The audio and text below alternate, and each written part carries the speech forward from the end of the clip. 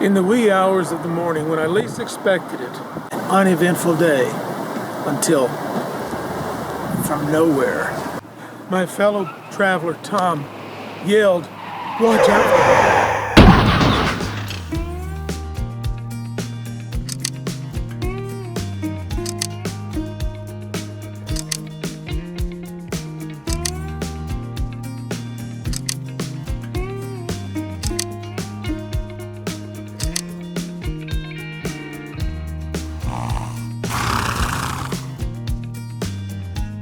Before I get into the Twilight Zone, let's go ahead and go to the Buffalo Roundup. We got there about 6:15, but because of the accident, you can tell by the daylight that's in these videos that we didn't get in there at 6:15. We wish we had. It took hours. It took at least an hour, maybe more, to drive the distance. When you enter Custer State Park, it's not a small park. So it took quite a while to get to the Roundup. But we did have this one advantage. Since we were driving the coach, you can see here that we were allowed to, there was a different lane for us, and we were able to bypass traffic after we'd been in line for probably an hour, hour and a half. Actually, it must have been longer than that because they said that the Roundup would start at 9:30 a.m. Well, we were there right at 9:30, I know, because the pancake breakfast had been shut down. And we still had at least an hour wait. So we were probably in that line to get into the Buffalo Roundup for about an hour and a half. Yeah, I would say at least an hour and a half before we got to the actual Buffalo Roundup. And then once you get there, well, my son was in the Army. He used to say their favorite expression was just hurry up and wait.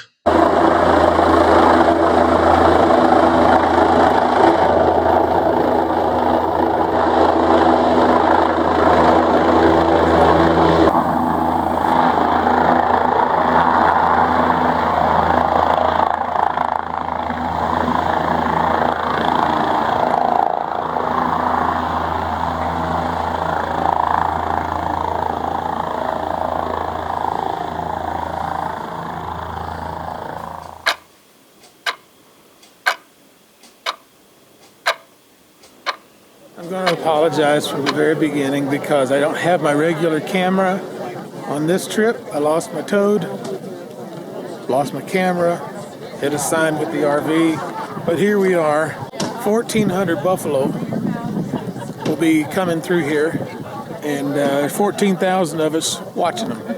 And I'm not sure we're even going to get close enough to see a buffalo. So stay tuned, we'll see.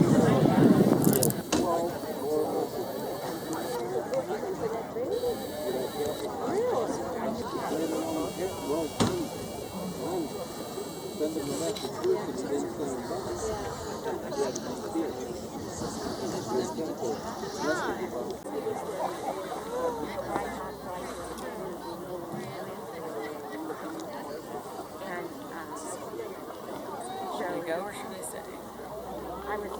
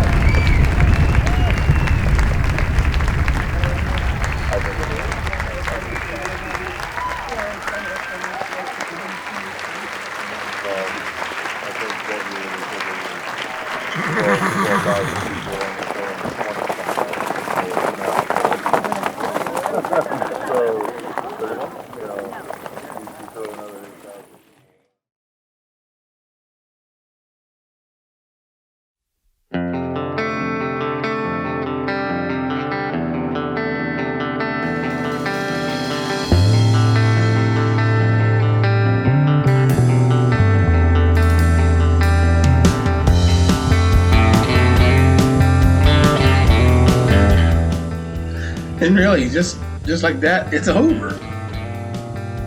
You've been up since 5 o'clock, wrecked the RV, waited in line for 2 or 3 hours to see the Buffalo Roundup. That's to get in, and then you wait another hour and a half once you're there for the buffalo to come around the corner, and it's over before you know it. So we walked back to the motorhome, and we realized that, well, we're not going to leave because it took hours to get here. We're going to let all these people drive away.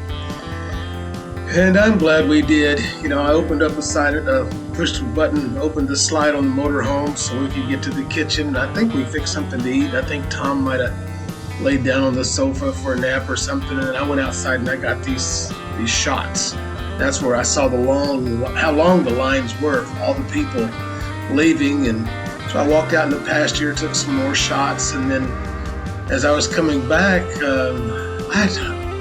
somehow we realized that there was a lot more activity going on than just the Buffalo Roundup.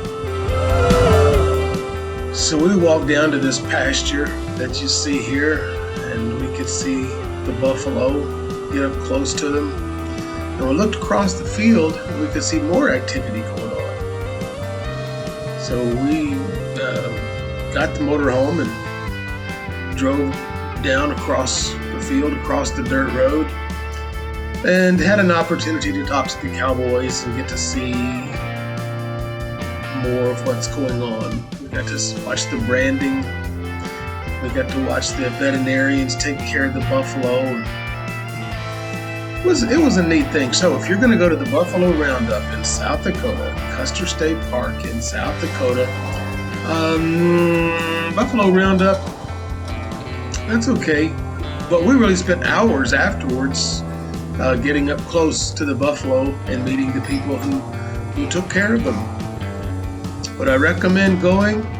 Yeah, but go with knowledge that it's going to be a long time getting in, and the roundup's going to be very quick. You're not going to get very close until it's all over, and then you can get very close, almost, maybe you can even touch a buffalo. Okay, so now you want to find out what happened to the motorhome.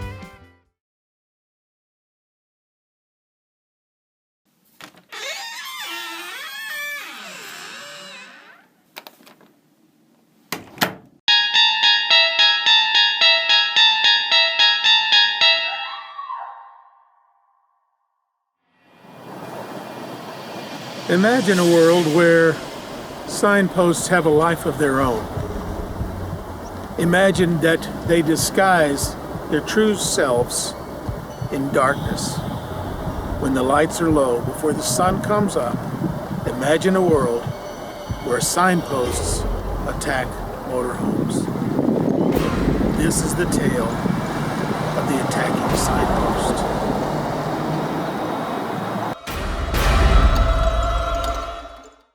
I'm going to tell you why this happened. It was poor judgment on my part because I was driving in the dark. I've since made the call, no more driving in the dark. But here's what I think is a design flaw. I would like to see this changed by any and all manufacturers. This is a very wide post between the windshield and the window. This is at least 12 inches. You have a small gap here, and then this is another 10 inches or so. There is a spot about this wide. It's a blind spot. I'm making a left turn early in the morning. I was being careful, but I couldn't see it. The darkness and this wide blind spot. I would suggest that these mirrors be moved up. And that post, if it's not structural, completely structural, should be made more narrow. So again, the damage is what I can see would be the scratches all along the top.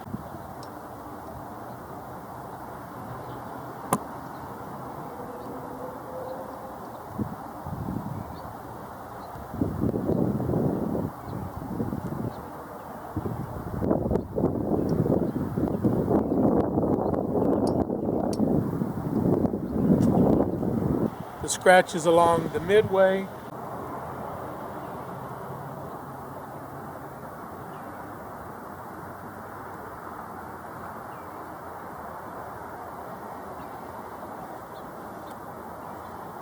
And then 3/4 of the way down right here above the bay doors.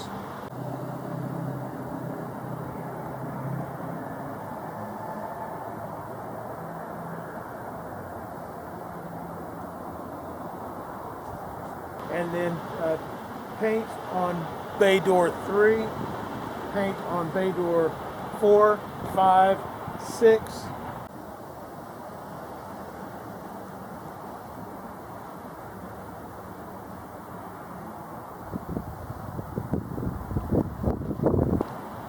Doors 4 and 5 are racked, do not open, because you can see at the bottom they're racked.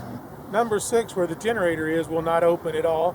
Number 7, where the power supply is, that works fine. Let me show you how I have to open 4 and 5.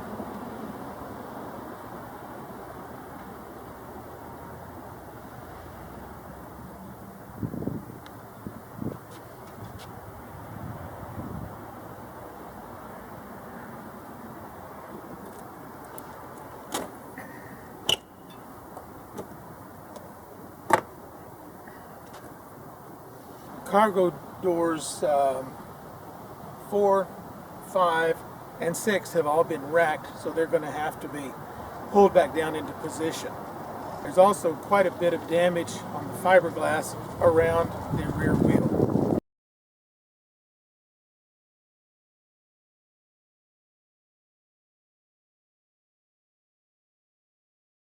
It looks like there might be a little damage to the tailpipe.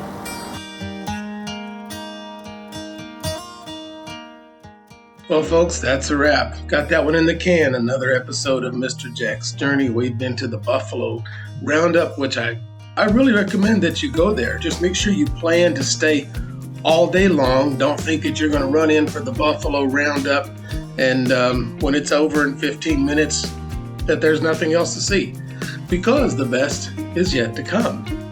And then I've been promising to take you to the Twilight Zone. Folks, that was an accident that shouldn't have happened. There is a big blind spot. I hope that Tiffin will address that at some point in the future, and instead of putting that mirror right there by that big pillar, I was thinking originally to move it up, but no, I really think it should just go down a little bit so you're driving and you kind of glance over and you can see it. There are side cameras and those come in handy, but they're not nearly as good, folks, as just looking in the mirrors. So please take a moment to hit the thumbs up. I hope you'll do that if you liked it. I hope you did, because I got a lot more to come. And then subscribe. Did you know subscriptions are free? They don't cost you a blooming thing. You just hit that little subscribe button, and then there's a little bell. You know what happens when you ring that bell? A politician will tell the truth. Honest? No, I can't really say honest on that. I'm saying a politician. shouldn't going to say the truth. But anyhow, if you ring the bell, touch the bell, you will get advance notice when there's a new episode coming out. Next episode, we're going to Mount Rushmore, and we might even go to Crazy Horse. Just depends on how much time I've got in the video. Mount Rushmore is a must-see. So thank you for stopping by Mr. Jack's Journey, and make sure you tell your mom and them I said hey.